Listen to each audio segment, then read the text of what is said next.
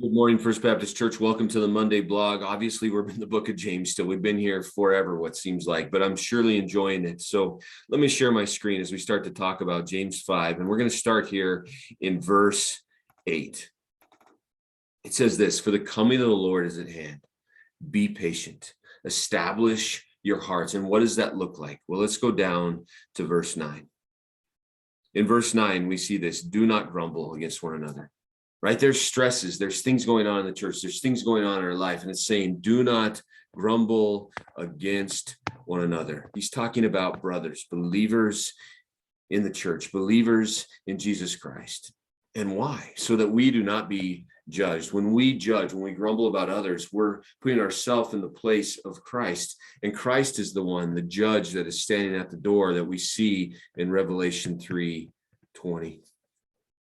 So we should be an example of what it means to be suffering in this world. And yeah, we're suffering in comparison to what this world looks like when Christ returns. We are in suffering, and we should be patient believers, right? We're taking the prophets where they were examples of what it means to follow Christ. They spoke in the name of the Lord and they suffered for it, and they were patient in it. It says right here, "Behold, we consider those that are blessed who remain steadfast."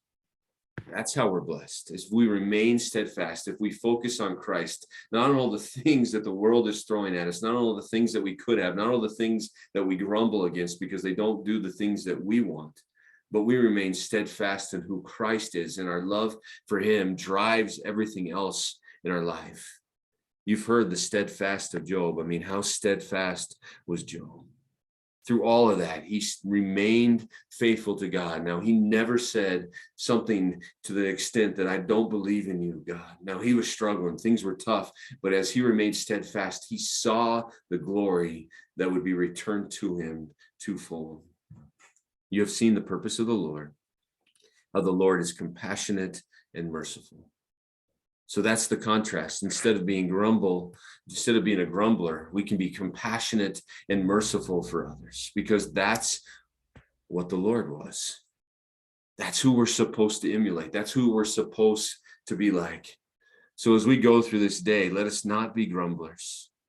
Let us be people who love Jesus and are compassionate and merciful in this life that we walk, as we remain steadfast and patient for the coming day of the Lord. Thank you for tuning in. I'll see you guys next week.